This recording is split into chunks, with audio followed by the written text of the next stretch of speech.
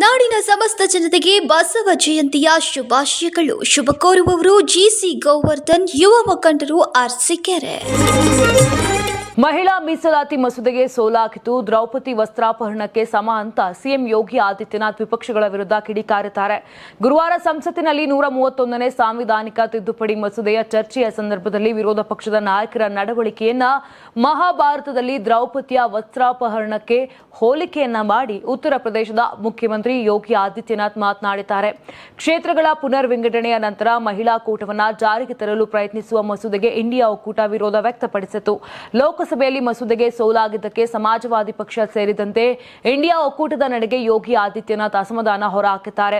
ಸಂಸತ್ನಲ್ಲಿ Congress, NCP, TMC ಮತ್ತು DMK ವರ್ತಿಸಿದ ರೀತಿಯು ದ್ರೌಪದಿಯ ವಸ್ತ್ರಾಪಹರಣ ದೃಶ್ಯದಂತಿತ್ತು.